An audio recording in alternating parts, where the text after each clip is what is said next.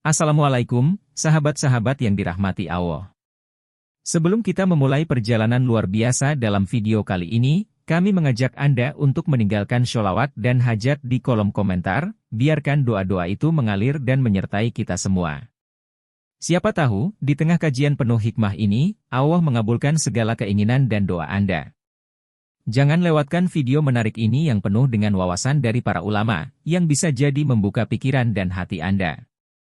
Saksikan hingga akhir, karena apa yang akan Anda temui mungkin saja membuat Anda berpikir dua kali, atau bahkan mengubah perspektif hidup Anda selamanya.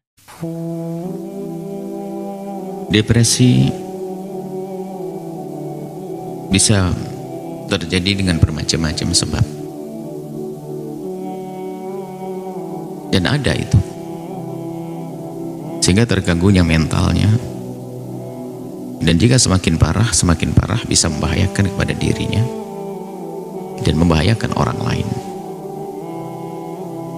Maka dalam kesempatan ini kami perlu mengingatkan kepada semuanya bahwa di dalam diri kita itu tidak hanya jasad saja, bukan hati yang merindu atau membenci, tapi ada mental yang harus kita jaga agar tetap stabil. Ada orang emosi tidak jelas, pasti itu adalah telah tidak benar mentalnya. Lah, berubahnya mental kita ini adalah tentu ada bermacam-macam sebab. Khususnya di dalam rumah tangga ya, ada rumah tangga. Maka jangan sampai naudzubillah di rumah tangga kita menjadikan pasangan kita itu menjadi orang yang tertekan. Jadi tertekan. Ada seorang suami tertekan dengan istrinya dari tuntutan dengan bermacam-macam perilaku, sehingga seorang suami kadang sudah tidak mampu lagi membahas di rumah tangganya. Kalau dibahas pun pasti ramai. Jadi seorang istri yang tidak peduli, tidak menjaga perasaan suami. Ada juga seorang suami yang menjadikan istrinya tertekan. Berarti ini bukan hidup sehat. Hidup rumah tangga kan harus saling memberi kesenangan, meringankan beban pasangan. Kenapa kok hidup kita menjadi membebani pasangan kita? Coba dikoreksi. Meringankan beban kan bukan harus kita ikut dengan visi kita bekerja. Seorang suami kalau memang ternyata, mohon maaf, tidak terlalu bisa membantu istrinya karena dia bekerja dan sibuk dan sebagainya, kemudian tidak bisa merawat anaknya di rumah, akan tapi kan bisa memeringankan beban istrinya dengan kata maaf, lembut kata, dan seterusnya. Dibesarkan hati sang istri, wah istriku terima kasih, Masya Allah, kau telah merawat 4 anakku, ya Allah, sudah begitu aku bekerja di luar pun belum bisa dapat apa-apa. Dan suami itu yang mencari rezeki juga kesusahan, kemudian di rumah mikir anak dan sebagainya, itu juga potensi untuk depresi juga. Maka seorang istri di rumah pun jangan berkata, dari kemarin begitu saja gajinya nggak naik-naik, kebutuhan naik, listrik naik, gula naik, kopi naik, kemudian akan tapi hendaknya kita bisa saling menguatkan hati. Sayang, kalau memang rezeki kalau belum jatah kita, tentu memang belum sampai kepada kita. Suamiku yang penting sudah berusaha cukup bagiku, adapun kekurangannya yuk kita sempurnakan bersama. Mestinya makan 3 kali, saya akan coba makan 2 kali. Saya akan coba olah sebaik-baiknya. Abang nggak boleh sedih sayang ya, abang nggak boleh marah, abang nggak boleh gelisah. Jadi dikuatkan hatinya. Seorang suami menguatkan hati sang istri, itu adalah makna yang harus kita hadirkan dalam rumah tangga.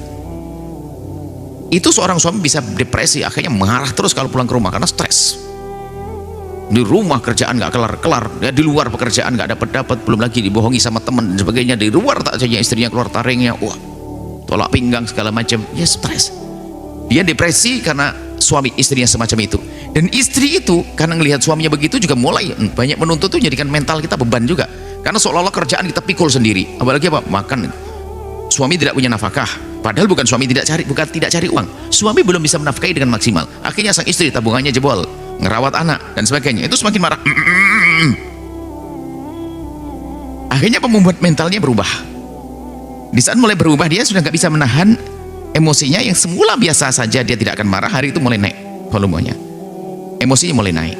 Ketemu suami yang juga kebetulan keadaannya seperti itu, sudah kerjaan nggak beres di rumah, istrinya nuntut terus, keluar taring, ngomongnya kasar lagi, dia naik. terjadilah permusuhan, berantem. Ini berantem ini juga menekan lagi mental lebih kuat lagi. Terus, jadi ini akan menjadikan semuanya serba tidak enak. Akhirnya pas suami pulang tidak ada hiburannya di rumah. Semakin stres dia. Istri juga demikian. Sehingga ngelihat suaminya enak, lihat semuanya, akhirnya apa, ngelihat anaknya, anak suami, dicekik. Na'udzubillah. Loh, itu kan permasalahannya nggak serta-merta. Maka dari itu, wahai hamba Allah, pastikan hidupmu itu indah. Jika ada kekurangan pada pasanganmu, mestinya tanda. Jadi gini, kuatkan hatinya agar dia tidak berkecil hati. Nggak apa-apa sayang, kalau belum cukup nafkah, memang belum. Yang penting kan abang sudah berusaha, di hadapan Allah tidak dosa kok. Mohon maaf sampai membuat stres pasangan itu adalah dengan kalimat kotor. Mohon maaf, urusan hubungan intim ini ada yang ngandung pada kita.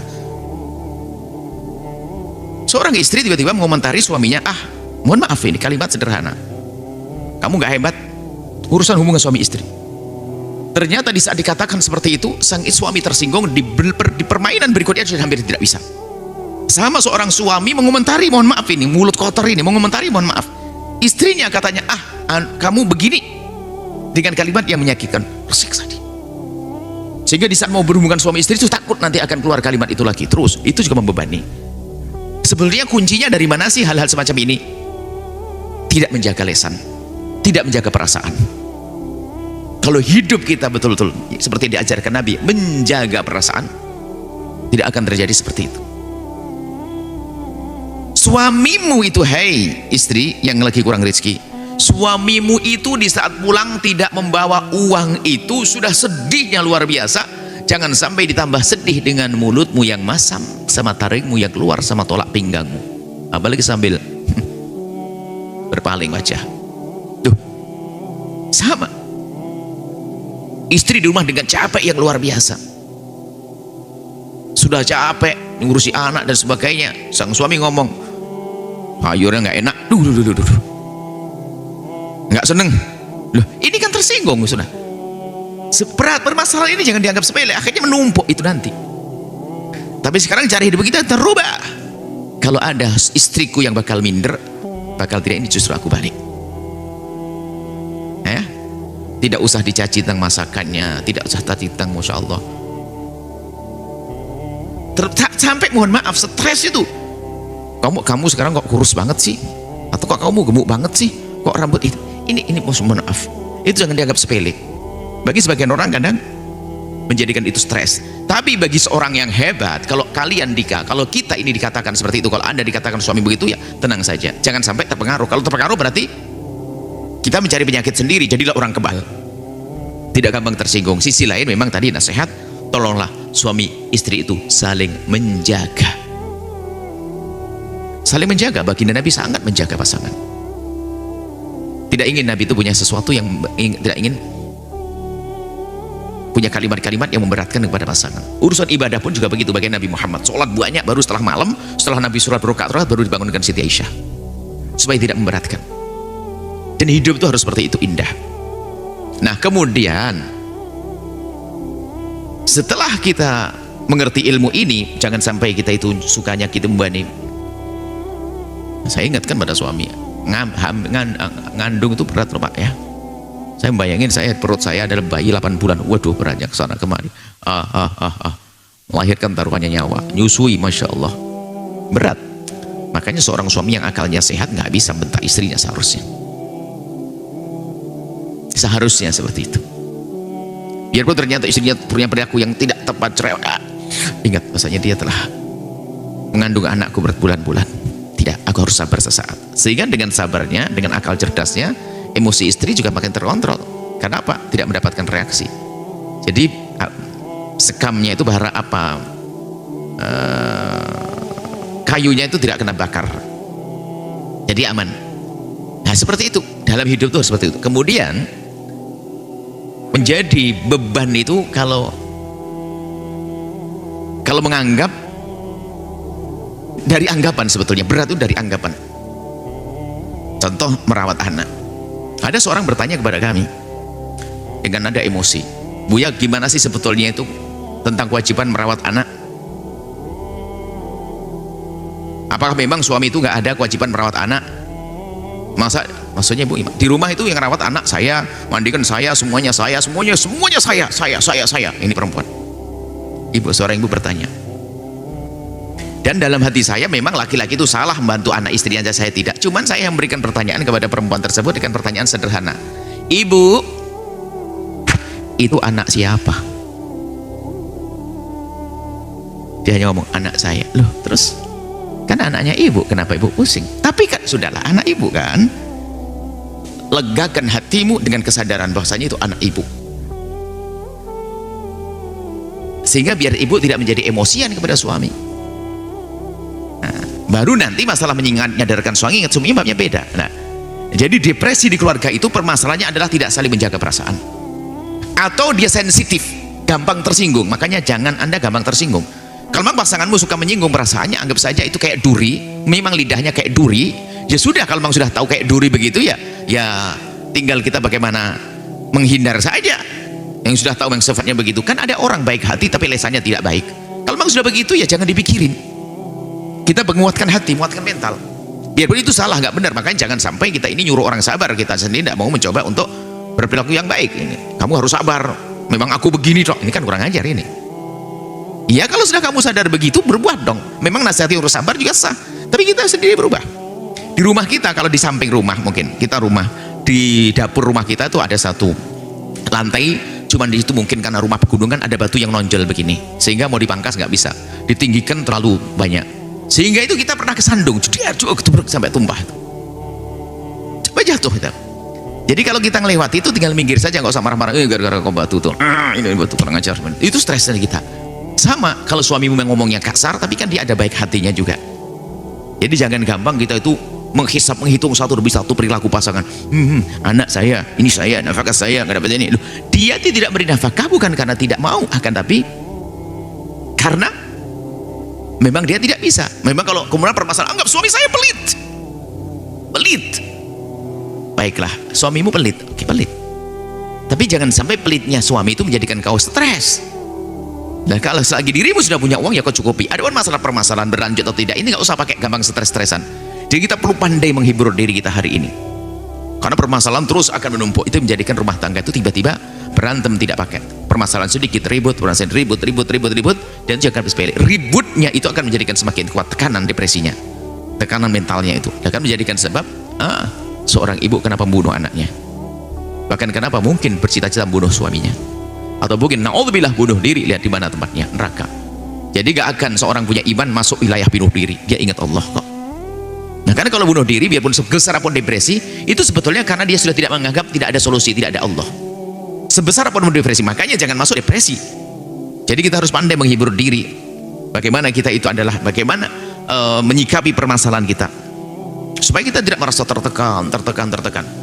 Jadi begitulah. Jadi mulai hidup Anda suami istri dalam rumah tangga itu menjaga perasaan. Yang kedua, jangan gampang tersinggung. Jadi kalau sudah gampang tersinggung itu biasanya kurang merenung. Dibilang begitu sama suami saja kok langsung wah sakitnya habis-habisan, nggak selesai. Nah, berarti dia tuh sensitif. Cuma dikatakan begitu, bukan cuma buyat tapi dia mengolok saya, oke. Tapi dia yang mengolok, jangan sampai kita semakin sakit. Itu berbahaya di mental kita. Pembenahannya tidak dengan membalas, tinggal mungkin mengirim surat atau bahasa, suamiku tercinta kenapa abang ngomong begitu, mohon maaf, ayo kita selesaikan dengan baik. Kalau suami lagi ngomong enak lalu kita balas dengan kalimat jelek, apakah akan berhenti mulutnya? Mungkin akan bertambah lagi, kamus kotornya keluar lagi, diucapkan lagi, dan seterusnya. Itulah jadi harapan kami dalam rumah tangga adalah, yang pertama adalah menjaga perasaan. Kalau ternyata dirimu tidak bisa memberi nafkah karena memang tidak mendapatkan uang dan rizki, maka kata maaf kan perlu, atau diganti dengan yang lainnya, dengan perhatian yang lebih kepada istri dan sebagainya. Di sisi lain, istri tolong suamimu pulang itu di saat tidak membawa rizki, dia sudah gemeteran, jangan ditambah takut dengan suaramu yang lantang.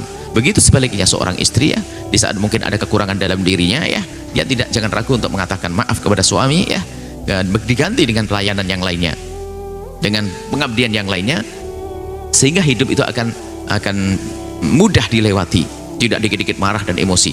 Kemudian setelah itu ya di dalam kebersamaan ini ya, membiasakan ya, ini termasuk hal yang sering dilupakan ya, membiasakan kita ini dalam rumah tangga ada satu rambu-rambu ya, membangun satu komunikasi yang baik. Sehingga ada satu rumus yang kami hidupkan yang perlu dihafal oleh siapapun ya. Nah, biasakan budaya mudah memaafkan dan mudah meminta maaf. Mudah memaafkan dan mudah meminta maaf. Tulis yang gede depan pintu. Nah, mudah memaafkan dan mudah meminta maaf. Itu penting banget. Ada orang tuh gak pernah meminta maaf, sehingga bikin kesel. Dan mudah memaafkan itu menjadikan lega kita, sehingga akan depresi-depresi itu akan mudah terpangkas dengan kebiasaan yang baik ini. Kurang lebihnya seperti itu. Semoga Allah menjaga keluarga kita semuanya. Ternyata permasalahan kompleks, sebabnya bermacam-macam ya. Sebabnya kadang-kadang ngurus anak, kadang-kadang ini. Akan tapi paling tidak rambu-rambunya seperti itu. Semoga Allah menjauhkan kita daripada hal-hal seperti itu. Allah menjaga kita, menjaga keluarga kita. Jangan lupa berselawat kepada baginda Nabi Muhammad sallallahu alaihi wa alihi wasallam.